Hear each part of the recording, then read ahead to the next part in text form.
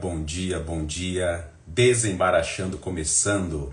6 horas. Eu achei que fosse dar uma atrasada aqui. Agora 6:01. Mas entrei no 6 horas ainda. Como é que você tá? Ao vivo ou gravado? Mando a você o abraço carinhoso aí, viu? Que você tenha um bom dia, uma boa tarde e uma boa noite. Mais uma vez, gratidão aí pelo carinho, pelas palavras. E que bom saber que o Desembaraxando aí tem alcançado pessoas. E eu aprendo muito com essa troca e com o que vem de vocês aí, viu? Desembaraxando. O pessoal perguntou até por que fala desembaraxando. Tem a ver com um trocadilho com o meu sobrenome. Desembaraçar, baracho. Já entendeu, né? Muito bem, vamos começar então ao que interessa, né? Quando eu era criança, eu morava lá em São Paulo, e todo final de ano, ou quase todo final de ano, a minha família ia passar o Natal e o Ano Novo na chácara de um saudoso tio, que era irmão do meu pai, irmão mais velho. E era muito legal passar o Natal e o Ano Novo lá, porque toda a família ia para lá, principalmente do lado do meu pai, que era muito numerosa, é numerosa ainda. E aí a gente passava Natal, passava Ano Novo, os primos, você sabe o que eu tô falando, né? Aquela situação de primaiada toda junta no final de ano. E era muito gostoso e tenho muita saudade disso. E o meu pai gostava, nas manhãs ali, ele gostava de fazer caminhada. E ele me convidava para caminhar com ele. Vamos lá, filhão. Eu ia com ele. E andávamos ali pelas estradas rurais, né? Que faziam ali presença à chácara do meu tio, e andávamos bastante. E eu lembro de um dia que a gente estava assim já voltando da caminhada, só que a gente ia passar pela frente da chácara do meu tio e ia seguir reto para continuar o trajeto. E aí estávamos passando e um outro tio, um outro irmão do meu pai, estava ali na porta, no portão da chácara, vendo a gente passar. Aí ele falou assim, bem alto: que legal ver o pai e ver o filho andando junto, que legal. Meus filhos já não fazem isso, né? Já estão grandes, não caminham mais comigo. Aí meu pai falou assim: ele é meu companheirão, ele é meu companheiro.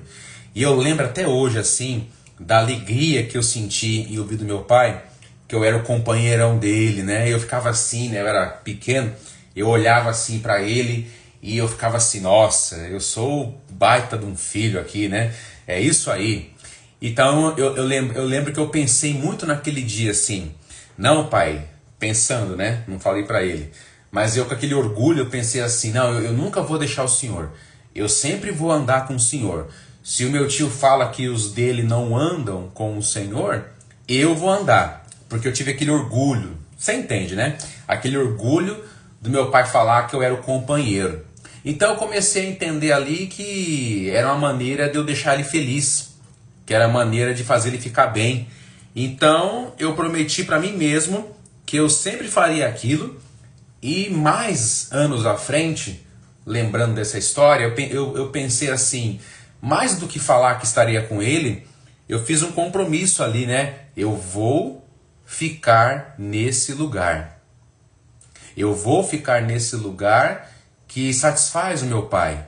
Esse lugar que ele me chama de companheiro, né? Então eu fiz esse pacto comigo mesmo. E um pacto com ele também.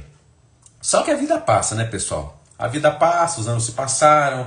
Eu saí de casa anos mais tarde, fui fazer a minha vida, mudei de cidade, mudei de estado e nunca mais voltei para minha casa. Vou lá para visitar, né? Visitava até então meu pai e minha mãe. Depois que a mãe faleceu, vou visitar o meu pai, né? Então, é isso aí. Então, aquele garotinho que era companheiro daquele jeito, não foi mais assim tanto.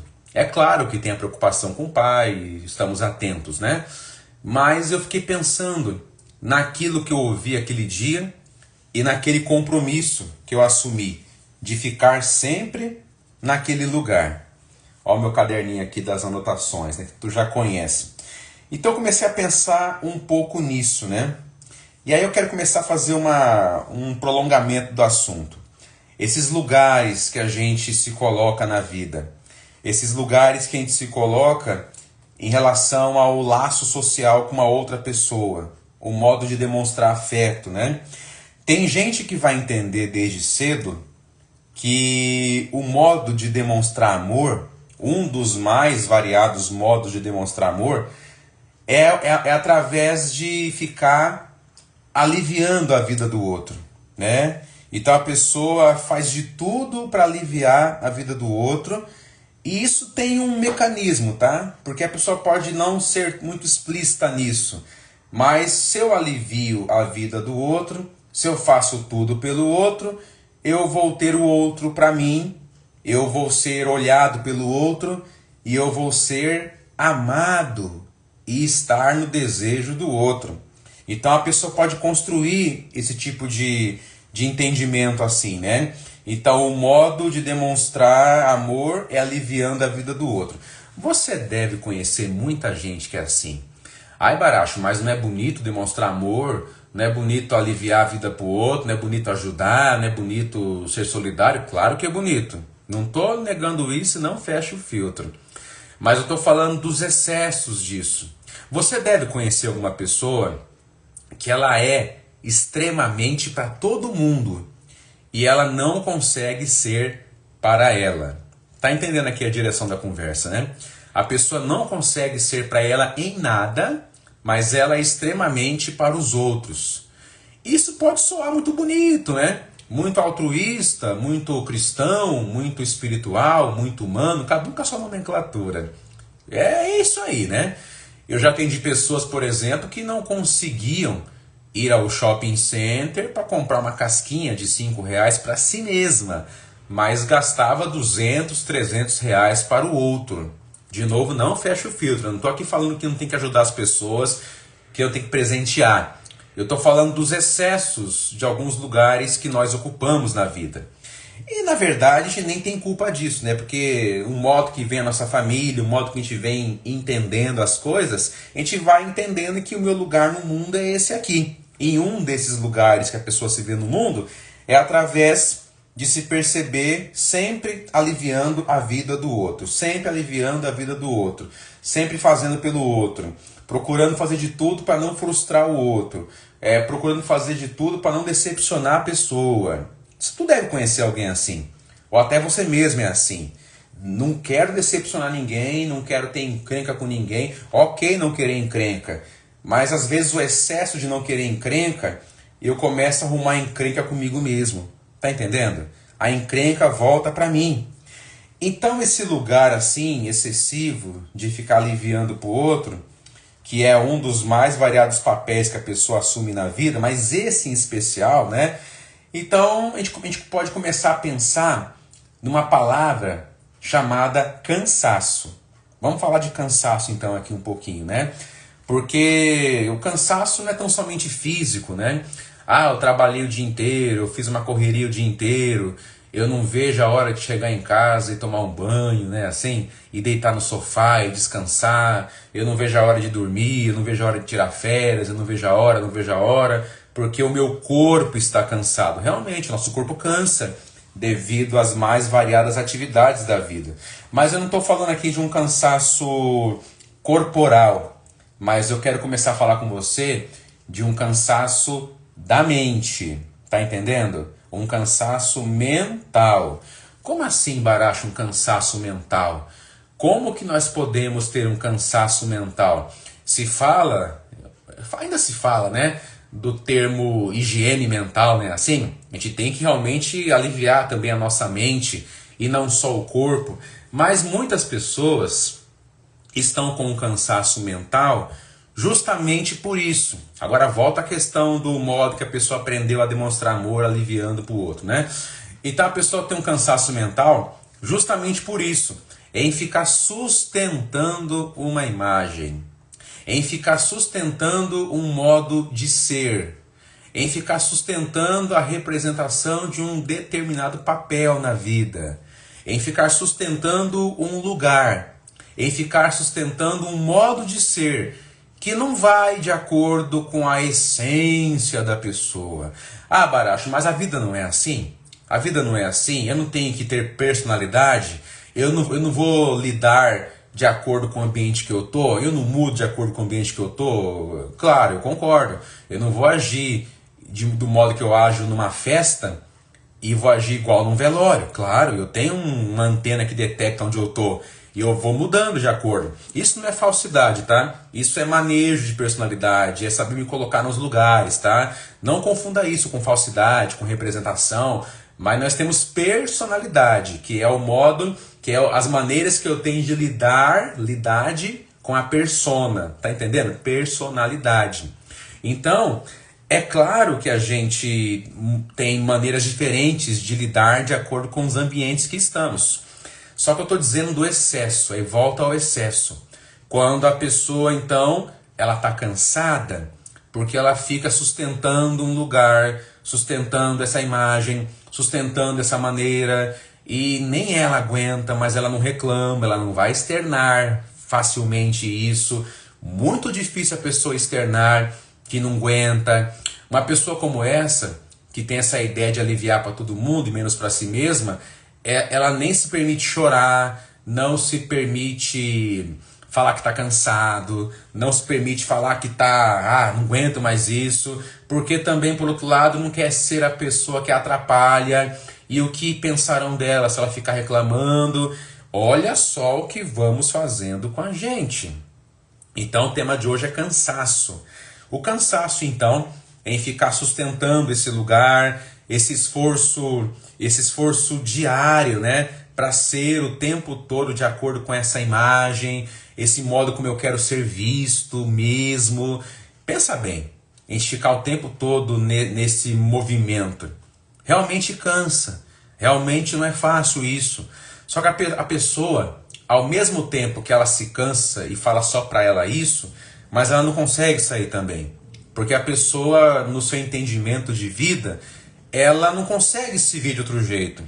Desde cedo ela teve que assumir esse papel, por várias circunstâncias da vida, né, pessoal? Teve gente, e eu não estou julgando quem faz isso não, tá? Mas teve gente que teve que amadurecer muito cedo. Alguma perda na família, alguém morreu, questão financeira, mudança, alguma questão, não sei, né? Então tem muitas pessoas que tiveram que até que sabotar a própria infância.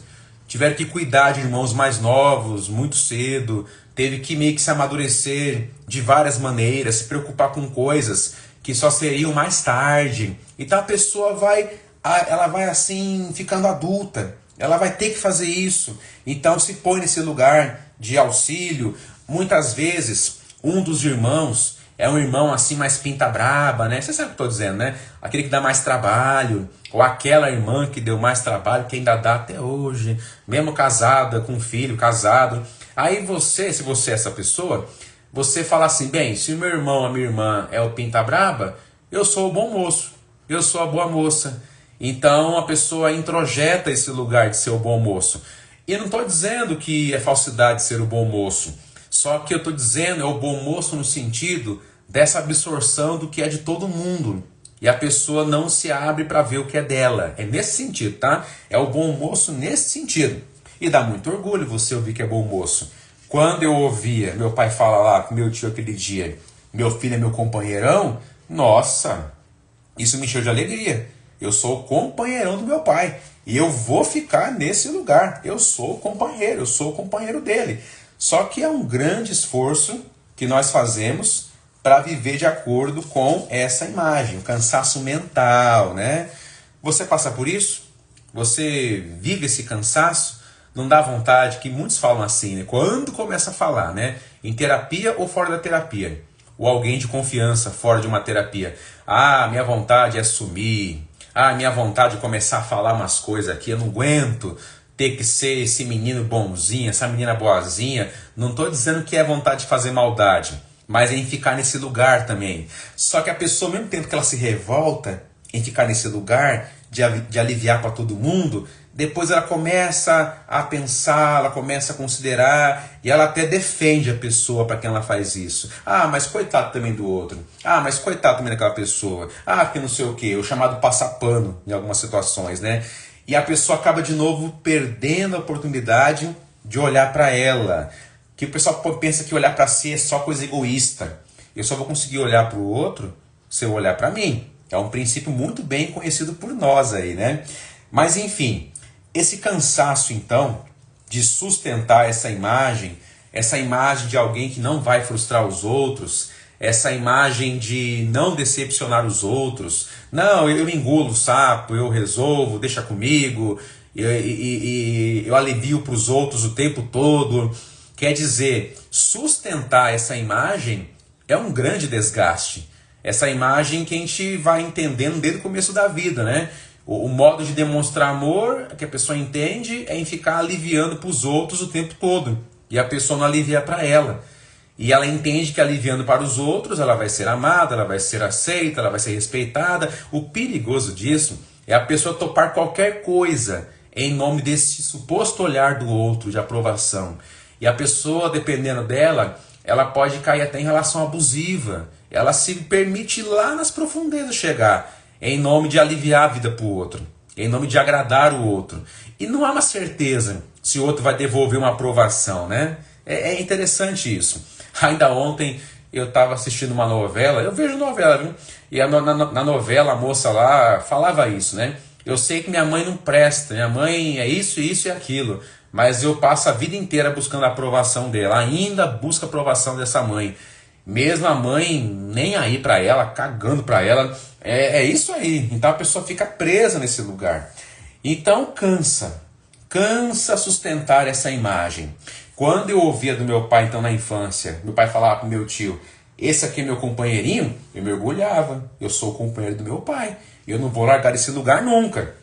Ainda bem que eu não fiquei preso nisso, desse modo obsessivo, neurótico ao extremo, né? Mas há quem fique nesse lugar. Então, ficar nesse lugar de não frustrar os outros nos faz a pessoa ficar assim extremamente atenta no controle. Ela olha para tudo, ela fica antenada com tudo. O que eu posso fazer para melhorar a vida de todo mundo o tempo todo? Ela fica o tempo todo em alerta. E isso gasta uma energia, porque uma pessoa dessa, ela não sabe relaxar, ela não consegue parar para se observar. Quando ela vai olhar para ela um pouco, não, eu sou egoísta, não, porque eu só penso em mim. Calma, é uma coisa básica, né? Se não conseguir fazer para ti, como é que faz para o outro? Então, a pessoa já se acha egoísta, eu só penso em mim realmente. Nossa, foi 10 segundos ó, de um autocuidado, né? E a pessoa já fica assim. E essa pessoa, ela começa a se achar responsável por tudo que acontece ao seu redor. Ela é muito autorreferente. Tudo vai ter a ver com ela. Uma coisa está acontecendo aqui, uma coisa está acontecendo ali. Ela sempre se acha convocada, tem que fazer alguma coisa. Não feche o filtro. Não estou dizendo de não ajudar, de não estar atento à questão das necessidades humanas. É importante isso. Você está entendendo, né? Eu estou falando de uma situação de excesso, tá? De excesso. Quando a pessoa se perde, né? E a pessoa, é interessante que na terapia, quando ela vai, porque ela vai adotar até uma pegada mais obsessiva com isso, né? Quando ela vai na terapia, ela fala assim, Baracho, não, eu entendo tudo isso. Eu entendo esse modo que eu funciono. Eu sei que isso mais isso, vezes isso igual aquilo, só está fazendo eu perder energia na vida. Mas a pessoa não larga desse lugar. E realmente, né? Muitos analisando sabem até a estrutura e a fantasia que dominam ela, mas largar é que não consegue. Não consegue deixar de sustentar aquela imagem, não conseguem deixar de sustentar aquele lugar. Então a pessoa até com essa questão mais racional, ela fala que entende tudo isso, mas aí não larga, porque aí vem a pergunta, né? Por que não larga? Quem serei eu sem isso? Né? Aí vem assim um ar do desconhecido, daquilo que não se conhece, daquilo que gera desconforto. Quem serei eu sem isso? É a pessoa também na ideia de uma terapia. Quem será ela sem o sintoma? Porque o sintoma, a gente bem sabe, né? O sintoma tem um quê assim de compromisso, de identificação com ele. A pessoa, ao mesmo tempo que ela lamenta de um sintoma, mas é difícil ela largar o sintoma também. porque o sintoma, de certa maneira, a organiza, né? E o sintoma proporciona um ganho secundário, enfim, a gente já sabe, né? Enfim, mas vamos voltar aqui à questão. Quem serei eu sem isso? Para uma pessoa que é muito atenta ao desejo do outro, que é muito atenta a ficar o tempo todo organizando, deixar esse lugar é como se ela se deixasse também, né? E quem serei eu sem isso, né? Então, essa possibilidade de um desconhecido, viver um desconhecido, isso assusta. E mais do que um desconhecido, essa pessoa que rompe de modo excessivo com o suposto desejo do outro, ela se assusta, porque ela tem que começar a olhar para uma coisa que ela não quer olhar muito, que é o próprio desejo, né? A pessoa acaba não dando conta de desejar para si mesma. O desejo dela é o desejo do outro. O desejo dela é aliviar para o outro, porque ela vai entender que aliviando para o outro, eu sou aliviado. E não é bem assim que funciona a conta, né? Mas a pessoa insiste nisso. E você conhece alguém que é assim, que você fala assim, como é que pode aquele rapaz? Como é que pode aquela moça tão inteligente? O cara é formado, o cara é isso, o cara é aquilo, a moça, e se deixa levar naquela situação. E deixa que o outro faça dele, faça dela, do antigo termo gato e sapato.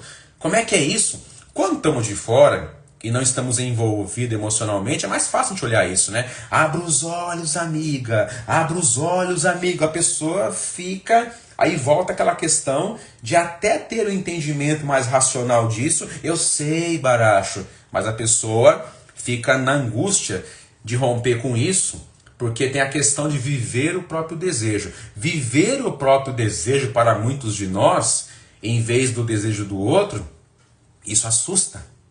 Isso assusta. Então sair desse lugar, sair dessa fantasia, né, é muito importante. Mas quando a pessoa faz um movimento e sai, ela vai se ver diante de algo que ela não consegue sustentar, que é a ela mesma. Sustentar a si mesma. Sustentar e ser ela mesma. Tá entendendo? Então, e na verdade quando a gente rompe com isso, a gente vai começar a entender que a vida também é lidar com o risco, é lidar com a invenção, é lidar com o desconhecido, mas são convites à criatividade, né? É bem interessante isso. Aí volta naquele paciente que o Freud atendeu, que reclamou da vida. Então a vida é isso, então a vida é essa loucura, então a vida é esse altos e baixos. A vida é isso mesmo, só que a vida não é só isso. A vida é mais do que isso, né? Quando o psicanalista Jacques Lacan disse, né, que nós nascemos na expectativa do outro, mas fazemos análise para sair da expectativa do outro, passa muito por isso que é o tema de hoje, né? Então passa muito por isso, é sair desse lugar de busca de aprovação e sair também de perto, até em alguns casos, de perto de piores pessoas que nos usam e aproveitam desse meu modo de viver o amor. Então, sair desse cansaço, que cansa ficar isso, é ir para um lugar mais da nossa essência. E a questão não é parar de ajudar as pessoas, a questão não é não aliviar para ninguém mais, não é isso. Mas desde que eu olhe para mim primeiro, né? Desde que eu tenha o meu desejo. Quando eu não sou o desejo para mim, eu sou o desejo para o outro. Então sustentar essa imagem, que muitos sustentam, é bem desgastante. E o cansaço começa a ser mental, e aí sim pode passar para o cansaço físico. E a pessoa vai fazer um monte de exame, vai revirar, vai fazer todo um check-up e não vai ter nada. Porque nesses casos a questão não é corporal, embora o corpo responda, mas é uma questão mental. Então a pessoa, ela aprendeu que o modo de demonstrar amor é aliviando a vida do outro. Lá na infância, o Baracho ouviu do pai, caminhando com o pai, o quê? Meu pai falava assim, esse aqui é o meu companheiro, que anda comigo. Olha só que lugar nós podemos nos colocar, baseado no modo como nós interpretamos as coisas. Então isso tudo gera cansaço na gente. Então eu quero falar com você aí, ou você que passa por esse cansaço, não tenha medo, porque esse desconhecido, que na verdade é o nosso desejo, é a nossa oportunidade. né, de ajustar as contas com a nossa vida. Como Lacan falava, né, de fazer a travessia do fantasma, né, a travessia para ir para o outro lado do rio. E é um desconhecido no começo, mas é o lugar onde eu começo a me conhecer realmente, a fazer bem para mim. Cansaço mental sempre terá. Agora, um cansaço oriundo de eu não olhar o meu desejo, esse é um cansaço muito complicado. Tem pessoas que vêm a esse mundo e elas vivem, mas tem pessoas que apenas existem. E ficar apenas existindo cansa. Maravilha, pessoal. Obrigado pelo carinho de vocês. Ó, se você perdeu o começo da live aí, ela tá gravada aqui no nosso feed. Se você lembrou de alguém que acha legal compartilhar, relevante, compartilha. Eu agradeço muito a você por esse apoio. Ela fica gravada não somente aqui. A live é só no Instagram, mas ela fica gravada depois no YouTube e no Facebook, enfim. E aqui também, é claro. Então, ó, obrigado a você por ter estado aqui. Beijo no coração. Um grande dia a você. Tudo de bom. E até o próximo Desembaraxando.